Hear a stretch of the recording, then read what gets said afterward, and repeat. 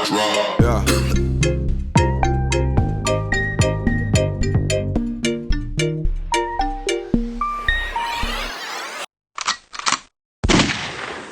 Hello everyone, तो कैसे हैं आप लोग। मैं हूं क्रिश शर्मा। स्वागत है आपका मेरे यूट्यूब चैनल पे। तो आज की वीडियो रहेगी स्टूडेंट वीज़ा के रिगार्डिंग।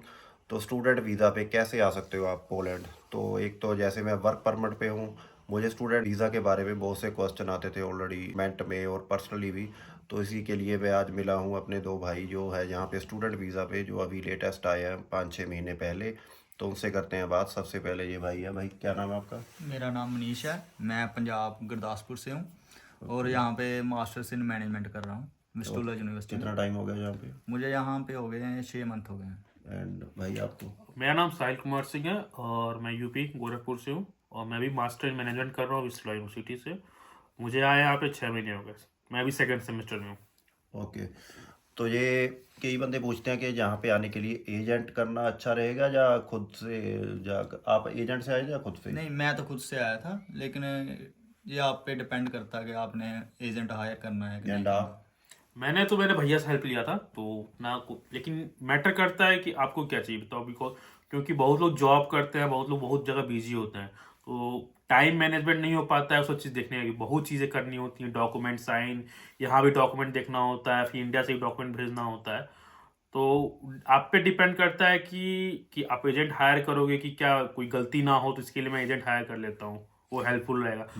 हाँ, मीन्स मतलब एजेंट हायर करना भी मतलब प्रॉब्लम नहीं है, मतलब कर सकता हाँ, है। लेकिन जेन्युइन कितना। होना चाहिए। जैसे उतनी हाई फीस नहीं होती है एजेंट की, 30 to 40 के होती है, उससे ज़्यादा फीस नहीं होती है। लेकिन वो बंदा सब प्रोसेस देखेगा आपका। हाँ, अगर ये भी अगर 30-40 हज़ार कोई ले रहा है तो मेरे ख्याल बहुत ठीक है अगर कर रहा है आपका प्रोसेस।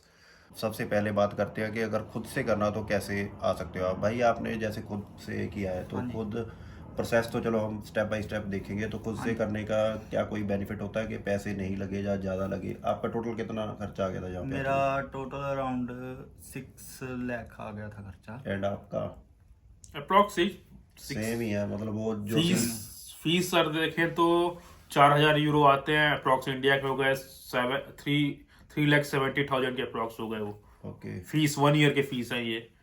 और फीसेस होती हैं, जैसे एडमिशन फॉर्म की फीस हो गई आपकी 200-200 यूरो। ओके। वो अलग होते हैं, फीस के अलग होते हैं। एंड फॉर कोरियर चार्जेस, जो डॉक्यूमेंट यहाँ से इंडिया जाते हैं आपके पास, उसके 5 यूरो होते हैं। तो ओवरऑल 4,200 के अप्रॉक्स आते हैं। ओके, इतना खर्चा लग जाता है। तो अभी शुरू से आप प्रोसेस बता सकते हो कि अगर किसी बंदे ने आना है तो क्या क्या कैसे डॉक्यूमेंटेशन हुई। सबसे पहले अगर जैसे आप स्टडी पे आए तो यहाँ पे यूनिवर्सिटी कैसे फाइंड की और क्या प्रोसेस है वो आप थोड़ा बताओ। तो पहले तो आपको डिसाइड करना है कि आपको कोर्स करना क्या है। क्योंकि बहुत लोग होते हैं कि मैं बैचलर करना है, मास्टर करना है। सबके अलग अलग रूल हैं। बैचलर के लिए अलग है, मास्टर के लिए अलग है। क्योंकि मैंने मास्टर करने आया था तो मैं एज ए ऑलरेडी मैं बैचलर करके इंडिया में 2 साल जॉब कर रहा था। तो यूनिवर्सिटी क्या मांगती है, आपका एक इंग्लिश स्पीकिंग सर्टिफिकेट मांगती है, या तो आपका किसी जिस यूनिवर्सिटी से आप पास आउट है वहाँ से ट्रांसक्रिप्ट मांगती मतलब है। यहाँ पे पोलैंड में आइलेट्स रिक्वायर्ड है। बैचलर भी रिक्वायर्ड है। If you are coming for the bachelor then IELTS are required for the 6.5 to 7 band minimum. Okay. तो आपने की थी। हाँ, मैंने आइल्स की थी, लेकिन कोई मैंडेटरी नहीं है। अगर आप करते हो तो बढ़िया रहेगा। यहाँ पे आपको कन्वर्सेशन में प्रॉब्लम नहीं होगी, स्टडी में प्रॉब्लम नहीं होगी आइल्स की। और इसके अलावा इन सेकंड सेमेस्टर में आपको इंग्लिश का पेपर नहीं देना पड़ेगा अगर आपके पास B2 सर्टिफिकेट है आइल्स का। ओके। तो उसके बाद जैसे यूनिवर्सिटी आपने खुद फाइंड किया। हाँ, मैं और मेरा दोस्त हम साथ में आए थे, तो हमने खुद किया सब कुछ। जैसे यहाँ पे आप गवर्नमेंट यूनिवर्सिटी में भी कर सकते हो, प्राइवेट। मेरे वाली तो प्राइवेट है विस्टूला यूनिवर्सिटी, लेकिन गवर्नमेंट यूनिवर्सिटी का ऐसा है कि उसकी फ़ीस ज़्यादा है as compare to private university. और सेकेंडली उसमें ये होता है कि लैंग्वेज थोड़ा प्रॉब्लम होती है, क्योंकि वहाँ जो क्लासेस होती हैं मिक्स चलती हैं। और जैसे पोलैंड की लैंग्वेज है पोलिश, तो वहाँ पे classes mostly Polish plus English चलेंगी। तो आपको पोलिश आनी चाहिए, क्योंकि जो प्रोफेसर होंगे दोनों पढ़ाएंगे, पोलिश और इंग्लिश में मिक्सर। तो आपको कम से कम B1 लैंग्वेज में पोलिश आनी चाहिए, तभी आपके लिए वो हेल्पफुल रहेगा। मतलब आप प्राइवेट में हो तो इतनी दिक्कत नहीं आती नहीं, क्योंकि पोलिश की। यहाँ टोटल इंग्लिश है। ओके, टोटली इंग्लिश सारी क्लासें। लोकल पोलिश लोग भी पढ़ते हैं आपके साथ? हाँ पढ़ते हाँ हैं। पढ़ते हैं। वो भी इंग्लिश में ही होते हैं? बस ये तो ठीक है। तो उसके आगे क्या प्रोसेस है? जैसे यूनिवर्सिटी बिस्मिल्लाह आपने फाइंड कर ली, तो उस पे आपकी होगी डॉक्यूमेंटेशन, क्या होता है? मतलब स्टार्टिंग में सबसे पहला स्टेप क्या उसके होता है? बाद आपको पूरा डॉक्यूमेंट सेंड करना है यूनिवर्सिटी को। आपका बैचलर का, हमें बैचलर करने आ रहे हैं तो बैचलर करने आ रहे हैं तो आपको 12th की 10th की पूरी सर्टिफिकेट विद ट्रांसक्रिप्ट करा के, जो आपको ट्रांसक्रिप्ट कराना होता है बोथ साइड। ओके, हाँ ट्रांसक्रिप्ट कराना पड़ेगा। अगर बैचलर करने आया तो 12th की भी करानी पड़ेगी, 10th की करानी पड़ेगी। लेकिन अगर मास्टर करने आ रहा है तो बैचलर की ही बस सर्टिफिकेट आपको करानी होगी, ट्रांसक्रिप्ट। ठीक है। फिर आपको पासपोर्ट भेजना होगा अपना, और भी डिटेल जैसे ट्रांसक्रिप्ट हो गया, माइग्रेशन हो गया, ऑल द जितने भी हमें डॉक्यूमेंट इंडिया में हमें लगता थी सेम चीज यहाँ पे भी हमें देनी होती है। तो इसमें जैसे कई बंदे पूछते हैं कि कितना गैप चल जाता है पोलैंड में अगर वीज़ा लगवाना हो स्टूडेंट का? जैसे आपने अभी जॉब, जैसे कोई 12th करके अभी पास आउट है, तो उसके बाद कोई बीए बीएससी या कुछ भी कर लिया, तो उसके बाद गैप है उसका, लाइक उसकी एज हो चुकी है 30 से प्लस 34, तो ऐसे कितने तक कर सकता है बंदा मैक्सिमम? एक एज मैटर करता है, depend upon of work ex किस पे है आपका, आप कहाँ जॉब करते थे। ओके, ठीक है, क्योंकि अगर मैं आपके पास जस्टिफिकेशन है आपके गैप का तो कोई दिक्कत नहीं है, क्योंकि यूनिवर्सिटी ने एक्सेप्ट कर लिया, दैट्स इट। अच्छा। तो अगर जब आपकी इंटरव्यू होगी वहाँ पे आपको जस्टिफाई करना आना चाहिए कि हाँ हमने ऐसा जॉब किया, अब मुझे लगता है कि मुझे और ग्रो करना है इस फील्ड में, अच्छा, तो मुझे मतलब पढ़ना चाहता हूँ मैं, बेसी that's it। के साथ जो इंटरव्यू होगी हाँ उसमें उसमें जस्टिफिकेशन देना उसमें जरूरी है? जस्टिफिकेशन देना होगा आपको। ओके, तो ये तो ठीक है। तो डॉक्यूमेंटेशन में और क्या क्या था? मतलब जैसे सबसे पहले आपने बिस्मिल्ला यूनिवर्सिटी को सिलेक्ट किया, उसमें कोर्स सिलेक्शन में मतलब कैसा क्या रहेगा? जैसे जो आप ऑलरेडी करते हो वही करना पड़ता है या कुछ और भी कर सकते हो चेंज? मैटर करता है कि इंटरेस्ट किस में है।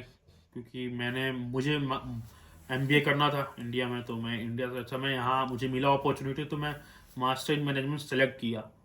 तो मेरा फील्ड रिलेटेड है उससे, मैं इसलिए चूज़ किया ये, क्योंकि मेरा वर्क एक्स उसमें था, तो इसलिए मैंने ये चूज़ किया। जैसे आपने बहुत लोगों के कंप्यूटर साइंस और भी कोर्स से होंगे तो वो लोग बीटेक कर सकते हैं। बहुत लोग हॉस्पिटलिटी कोर्स करने आते हैं यहाँ पे, मतलब जो होटल बंदा एंड ऑलरेडी मैनेजमेंट का। स्टडी कर रहा था पास्ट में इंडिया में या कहीं और कंट्री, जहाँ से भी बंदा वीडियो देख रहा है, तो उसको उसी फील्ड में अगर अप्लाई करेगा तो मेरे ख्याल बेनिफिशियल रहेगा। बेनिफिशियल, क्योंकि अगर दूसरा कोर्स चूज करेंगे आप तो आपको जस्टिफिकेशन देना पड़ेगा जब आप एम्बेसी इंटरव्यू के लिए जाएंगे, क्योंकि वो पूछेंगे क्यों एक कोर्स लिए हो। हाँ, तो इसलिए वो ज़रूरी है। अगर हाँ, अगर कोई बंदा ट्राई कर रहा है तो उसी में करना, जिस जॉब पे आप ऑलरेडी या जिस वर्क पे हो, जिस फील्ड में हो, उसी पे अप्लाई करोगे तो वो इसके चांस बढ़ जाएंगे वीज़ा के। बहुत हाँ चांसेस तब बढ़ जाते हैं। Okay okay. तो उसके बाद हो गया आपका, आगे का प्रोसेस क्या होगा? सब डॉक्यूमेंट वेरिफिकेशन के बाद आपको यूनिवर्सिटी की तरफ से एक मेल आएगा। डिपेंड, जो आइल्स के सर्टिफिकेट दे देते हैं उनको तो नहीं आता है वो इंटरव्यू का मेल, बट जो नहीं देते उनका, जैसे मैंने नहीं दिया था, मैंने इंटरव्यू दिया था अपना, तो तो वर्चुअल, यूनिवर्सिटी इंटरव्यू हाँ लेती है? इंटरव्यू देने के बाद सिलेक्शन के बाद कंफर्मेशन उसी दिन मिल जाता है आपको। ओके 2-3 घंटे बाद आपको कंफर्मेशन मिल जाएगा। कंफर्मेशन डॉक्यूमेंट आकर साइन करके आपको भेजना होगा। ठीक है। तो उसके बाद फीस भी मांगती जैसे है यूनिवर्सिटी? कंफर्मेशन आ गया यूनिवर्सिटी की तरफ से, आपको 8 से 10 दिन मिलते हैं फीस पेमेंट करने को। ओके, कितनी फीस रहती है? मतलब 1 साल की, 2 साल की, एक 6 साल महीने की रहती है अराउंड 4,000 यूरो। ओके, मतलब 3 लाख से अब 370 370 डिपेंड अपॉन कोर्स। अब जैसे बैचलर की अलग फीस है, ठीक है, उनकी अच्छा, शायद अच्छा। उनकी फीस 2,600 यूरो ही है। तो मैटर करता है कि कोर्स कौन सा लेते हैं, उस पर डिपेंड करता है फिर। क्योंकि यहाँ पे आईटी फील्ड का जो computer science, master in computer science, उनके ड्यूरेशन 3 सेमेस्टर 1.5 ईयर का ही है, तो उनकी फीस कम है। उनकी फीस है आपका 4,000 यूरो एक साल का, और उसके बाद 2,000 यूरो बस। तो 6,000 यूरो टोटल फीस है उनका, लेकिन हमारा 8,000 यूरो फीस है।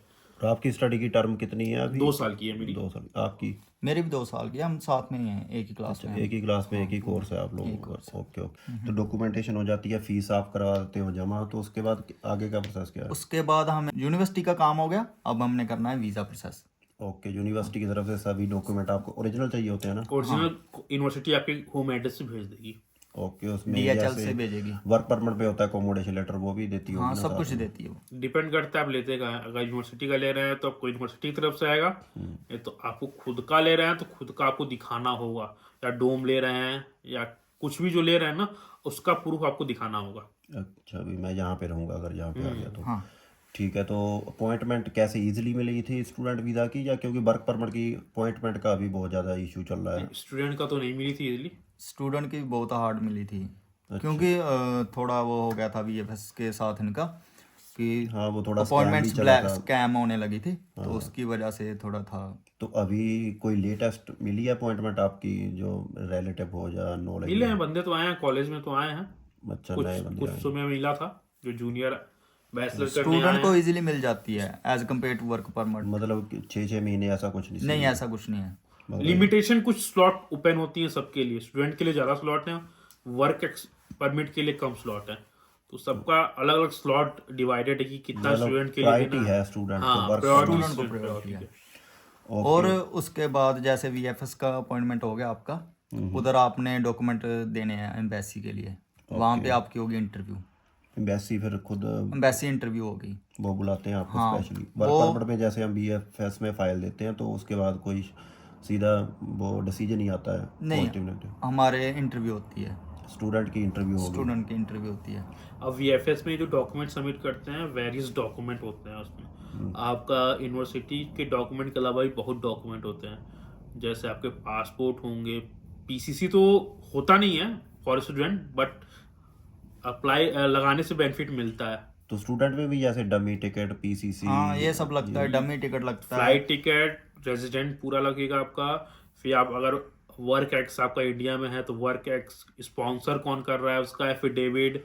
तो जैसे आपने बताया कि पहले फीस चलेगी आपकी 3,17,000, तो उसके बाद आपको इंडिया में भी आप अकाउंट में पैसे शो करने पड़ेंगे या कुछ? हाँ, वहाँ पे करना पड़ता है, मिनिमम 5 से 6 लाख का क्रेडिट कार्ड शो करना पड़ता है यहाँ पे। क्रेडिट कार्ड जैसे इतनी लिमिट नहीं होती किसी की, जैसे वो तो वो आप वहाँ जिस भी बैंक में आपका अकाउंट हो, वहाँ आप मैनेजर से बात कर सकते हो। वो रिक्वेस्ट पे 90% देते हैं वो ICIC वाले, FD पे। FD पे। FD पे? हाँ, ओके, FD करवा के FD करवा के उस पे 90% का क्रेडिट कार्ड मिलता है। मतलब वो मनी होल्ड रहेगी बंदे की? हाँ तो वो आपके पास क्रेडिट कार्ड है? हाँ।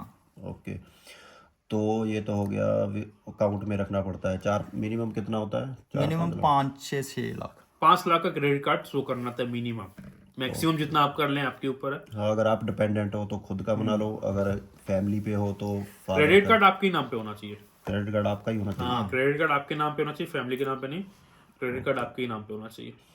ठीक है, तो उसके बाद अगला प्रोसेस क्या रहेगा? तो क्रेडिट कार्ड के बाद होता है कि जैसे स्पॉन्सर आप- कौन कर रहा है आपको। जैसे आप डॉक्यूमेंट देते हो आप VFS में, आपके सभी स्टडी डॉक्यूमेंट अपोस्टाइल होने चाहिए, वो पोस्ट वो जो मैंडेटरी है। उसके बाद अगर आप वर्क एक्सपीरियंस पे आ रहे हैं, आपके पास जॉब है 2 साल, जैसे होता क्या है कि क्रेडिट कार्ड ही नहीं दिखाना होता है, क्योंकि क्रेडिट कार्ड के अलावा आपको स्पॉन्सर कौन कर रहा है। आप जा रहे हैं पढ़ने तो कोई तो आपको बैकअप में होगा, तो डिपेंड करता है। जैसे मेरा क्या था, मैं जॉब करता था इंडिया में, तो मैंने खुद का अपना स्पॉन्सर किया था। ओके, तो मैंने पूरा अपना जॉब का मैंने ऑफर लेटर डाला था, मेरे पास जितने भी डॉक्यूमेंट थी जॉब के रिगार्डिंग, जैसे सैलरी स्लिप हो गई, बैंक स्टेटमेंट 6 महीने के, सब मैंने उस डॉक्यूमेंट में ऐड किया था कि मैं खुद स्पॉन्सर कर रहा हूँ। और सेकेंडली सबसे मस्ट होता है एक एफिडेविट बनवाना, जो वो जस्टिफाई करता है कि हाँ ये अपना खुद एक गवर्नमेंट वो हो जाता है, डॉक्यूमेंट हो जाता है कि he is going to sponsor himself. कोई भी, जैसे अगर पापा का भी आपको स्पॉन्सर कर रहे हैं तो पापा का बनवाना पड़ेगा कि हाँ ये बंदा, ये लड़का, इसके पापा स्पॉन्सर कर रहे हैं, ये गवर्नमेंट ऑफ इंडिया से जस्टिफाइड है। Okay, okay. तो ये वाले डॉक्यूमेंट हो गए, तो उसके बाद एम्बेसी में इंटरव्यू होगा मेरे ख्याल में? हाँ, एम्बेसी में डिपेंड करता है, बहुत लोग का, जैसे 100 में से 1 लोग का कभी कभी मिल जाता है। एक मेरा दोस्त था, विदाउट इंटरव्यू? हाँ विदाउट इंटरव्यू उसको मिल गया। ओके, तो लेकिन बहुत कम चांस होते हैं। 100 में से 1 लोग, वही बोला हूँ, 100 में से 1 लोग होते हैं। तो इंटरव्यू कैसे, टफ होता है या क्या? हाँ, टफ इंटरव्यू होता है, वो जान इंटरव्यू डिपेंड करता है वो जो सामने इंटरव्यू ले रहा है आपकी। ओके, तो कैसे आपका कैसे टफ? जैसे मेरा तो हुआ था 2 मिनट का सिर्फ। अच्छा, उसने मेरे से पूछे 4-5 क्वेश्चन सिर्फ, दैट्स ऑल। ओके। किस तरह के क्वेश्चन होते हैं नॉर्मली? नॉर्मली होते हैं, आप कहाँ से हो, बैकग्राउंड स्टडी क्या है आपकी, पोलैंड ही क्यों चूज़ किया आपने स्टडी के लिए, विस्टूला यूनिवर्सिटी ही क्यों, ये प्राइवेट यूनिवर्सिटी आपने फिर भी प्राइवेट पब्लिक में क्यों नहीं किया आपने। ओके, तो जैसे आप पोलैंड में जाओगे तो जब आपको हॉलीडेज होंगे उसमें आप क्या करोगे? जैसे ये थोड़े ऐसे क्वेश्चन पूछते हैं। मेरा तो अलग था, मेरा तो 5 से 7 मिनट का इंटरव्यू हुआ था। तो उसने स्टार्टिंग किया था क्यों पोलैंड जा रहा है, क्यों दिस कोर्स ओनली, ओके और फिर जॉब के बारे में पूछा था मेरे रिगार्डिंग, फिर स्पॉन्सर कौन कर रहा है, फिर कितना फंड तुमने ऐड दिखाया है, फिर पोलैंड के बारे में बताओ, पोलैंड के बारे में तुम क्या जानते हो, कल्चर के बारे में, लैंग्वेज, तो ये सब के मतलब बाद बंदे को थोड़ा प्रिपेयर करके जाना चाहिए प्रिपेयर, इंटरव्यू क्योंकि के, आपका लाइटली लेना हाँ, क्योंकि इंटरव्यू को। पहले एक्सप्रेशन में ही पता चल जाता है। हाँ बाकी क्योंकि अगर आप ओरिजिनली स्टूडेंट हो और स्टडी करने के लिए जा रहे हो तो उस पर आपको पेश तो करना पड़ेगा ना अपने आप को कि और हाँ मैं दूसरी हूँ। चीज जस्टिफाई करना पड़ेगा, यही कोर्स क्यों लियो तुमने। जैसे मैं उस प्रोफेशन से आता था, इसलिए मैंने तो वो कोर्स बता दिया क्यों मुझे ये जस्टिफाई मैंने कर दिया। तो अगर आप कोर्स ले रहे हो कि कंप्यूटर साइंस ले रहे हो कोर्स, या हाँ मतलब आप जेन्युइन स्टूडेंट तो ओबियसली आपको सारे क्वेश्चन के आंसर वही तो पता वही ही चीज होंगे वही ना। चीज। तो ये हो गया उस हिसाब से अपनी वो कवर लेटर वगैरह लगता है इसमें। हाँ, कवर लेटर लगता है, फर्स्ट कवर लेटर तो लगेगा ही। Okay okay. तो ये वाले डॉक्यूमेंट हो गए, PCC not required, not required. और वहाँ की जो बैंक स्टेटमेंट है इंडिया की, डिपेंड करता है कौन स्पॉन्सर कर रहा है उसका। अगर सेक्रेटरी, इंडिपेंडेंट हो तो अपनी खुद की कितने, उसमें भी अलग कितना नहीं उसमें मनी दिखाने की जरूरत नहीं है, बस एक ट्रांजैक्शन हिस्ट्री मिल जाती है उन्हें ना। अच्छा अच्छा। वो मांगते नहीं है वो चीज, लेकिन अपने साइड से रखना थोड़ा प्लस पॉइंट हो जाता है कि हाँ इनकी ट्रांजैक्शन हिस्ट्री अच्छी है। जैसे आप वहाँ पे जॉब पे थे तो आपने सिर्फ वर्क एक्सपीरियंस लगाया तो उसके कोई आईडी कार्ड वगैरह ये जो में होता है ना offer letter, ID card, salary slip, NOC ऐसे कुछ। एनओसी, जो वही एनओसी एफिडेविट हो गया। Okay okay. एनओसी ऐसे कोई कंपनी से तो एनओसी लेंगे नहीं हम। जो सैलरी स्लिप थी 6 मंथ की सैलरी स्लिप हो गई हमारी। फिर आईटीआर जो फाइल करते हैं हम, 1 साल 2 साल का मांगा था, लेकिन मेरे पास 1 ही साल का था। आपकी लगी थी? नहीं, मेरी नहीं लगी थी आपने सिर्फ अपना वही दिया एक्सपीरियंस लेटर, एक्सपीरियंस। बाकी कोई डॉक्यूमेंट नहीं। तो उसके बाद नेक्स्ट प्रोसेस जब इंटरव्यू हो जाता है तो उसके मेरे ख्याल वही 15 दिन का टाइम होता नहीं, है। 5-6 दिन का टाइम होता है पासपोर्ट आने का। अच्छा घर पे 5 दिन में डिलीवरी हो 5 जाती हाँ, दिन 5 दिन में आपके घर आ है। तो ठीक है आप पोलैंड आ गए, तो पोलैंड में जैसे आप आए, आप इंडिपेंडेंटली रहते हो या कम उसी के यूनिवर्सिटी के नहीं, हम accommodation में? इंडिपेंडेंटली रहते हैं। दोनों ही? हाँ, इंडिपेंडेंट। Okay okay. तो कितना रेंट है आपका? मेरा तो है रेंट, मैं घर पर रहता हूँ, इधर पंजाबी है दिल्ली से, उनके साथ रहता हूँ। मेरा है अराउंड 700 जलोटी। आपका? मैं तो अपार्टमेंट लेके रहता हूँ, तो मैं शेयरिंग नहीं, कुछ फ्रेंड है साथ में रहते हैं, तो हमारा थोड़ा कॉस्टली है। 1350 है हमारे। तो उसको निकालने के लिए जॉब क्या करते हो आप? जॉब भी करते हो? हाँ, जॉब तो करनी पड़ती है, इधर सरवाइव करना है, जॉब तो करनी पड़ेगी ना। आप क्या जॉब करते हो? मैं इधर डिलीवरी जॉब करता हूँ, और साथ में कुछ और भी काम वाम मिल जाए तो कर लेते हैं। पहले मैं रेस्टोरेंट में भी करता था काम। कितना अर्न कर लेते हो? जैसे आपको अभी आप जॉब करते हो तो कॉलेज में कितना टाइम जाना पड़ता है? हर रोज जाना पड़ता है या क्या सीन है? कॉलेज में तो डिपेंड करता है क्लासेस आपकी, मोस्टली क्लासेस हमारी ऑनलाइन है, तो वीक में 2 दिन जाना पड़ता है क्लास में। अच्छा, बाकी ऑनलाइन पढ़ सकते बाकी हो? मोस्ट ऑफ क्लास क्या होता है, इवनिंग सेशन और मॉर्निंग से चलता है, क्योंकि जो प्रोफेसर भी हैं मोस्ट ऑफ जॉब ही करते हैं, like they our guest lectures, तो वो मोस्टली मॉर्निंग में जॉब, इवनिंग में ऑफलाइन क्लास चलती है, ऑनलाइन क्लास चलती है। तो ट्यूशन वगैरह ऐसे वो वाला सीन तो नहीं है जहाँ पे? नहीं, ऐसा कुछ नहीं है, स्टडी बहुत ईजी है as compare to India. Okay okay. मतलब उसमें पास आउट होना इतना मुश्किल नहीं है बहुत जो भी आपको ज़्यादा course मुश्किल नहीं लिया। है। हाँ, अच्छा अच्छा। बस आप इजीली काम करके उसके साथ कितना कमा लेते हो आप जैसे पार्ट टाइम जॉब करके? जैसे मैंने कभी हिसाब तो नहीं किया, लेकिन नॉर्मल आवरली? आवरली यहाँ पे मिल जाता है आपको 25 जलोटी। आपको भाई आप किस में जॉब मैं इतना काम नहीं करता, मैं मंथ में बस आई थिंक 9 से 10 दिन ही काम करता हूँ, क्योंकि मैं अपना स्टडी ज़्यादा फोकस करता हूँ। ओके। तो मैं अपना बस रेंट और खाने भर का ही मैं काम करता हूँ, क्योंकि मुझे अपना वही स्टडी प्रायोरिटी पहले पे है। तो आप किस में जॉब करते हो? मैं डोमिनोज में करता हूँ। तो उसमें आवरली कितने मिल जाते हैं? मुझे 27.5 मिलते हैं पर आवर जलोटी। हाँ मतलब जो अभी 26 से नीचे है एज में तो उसको कोई टैक्स भी आपको पे नहीं करना पड़ता है। चलो यही थी। बाकी जॉब का भी आपको पता चल गया कि यहाँ पे अगर स्टूडेंट हो तो पार्ट टाइम जॉब में डिलीवरी जॉब कर सकते हो, या मैकडी में हो गया अपना डोमिनोज में, KFC में, तो उसको स्टूडेंट को प्रायोरिटी रहती है। हाँ, स्टूडेंट प्रायोरिटी मिलती है वो। उनका वजह से क्या होता है ना कि यूनिवर्सिटी की तरफ से डॉक्यूमेंट मिलेगा आपको, हेल्प करती है हाँ, यूनिवर्सिटी की तरफ से डॉक्यूमेंट मिलता है कि, क्योंकि हम ही नहीं करते, यहाँ के पॉलिस जो स्टूडेंट बच्चे हैं ना वो भी करते हैं। तो भाई यही थी स्टूडेंट वीज़ा के रिगार्डिंग बातचीत। तो इसमें आपको ये भी पता चल गया कि स्टूडेंट वीज़ा कैसे मिलेगा, क्या है उसका प्रोसेस। अगर फिर भी अगर आपके माइंड में है कोई क्वेश्चन तो आप कमेंट कर सकते हो, मैं दोबारा इनसे मिलके आपको उसके बारे में और गहराई से वीडियो बना सकता हूँ। तो उसके बाद 1 साल के बाद दूसरे साल क्या करना पड़ता है, क्या शो करवाना पड़ता है, TRC कैसे बनेगी, जो अभी इनको 6 मंथ हुए हैं। तो जैसे जैसे इनका प्रोसेस आएगा तो वो मैं आगे आपको बताता जाऊंगा। तो उसके लिए कर लीजिए आप सब्सक्राइब, और बाकी जो भी करना है, शेयर करना है तो शेयर करो किसी के साथ। Thank you so much and guys, subscribe this channel for more information. ठीक है, ओके ओके, भाई, thank you guys, bye bye. Bye bye. Yeah.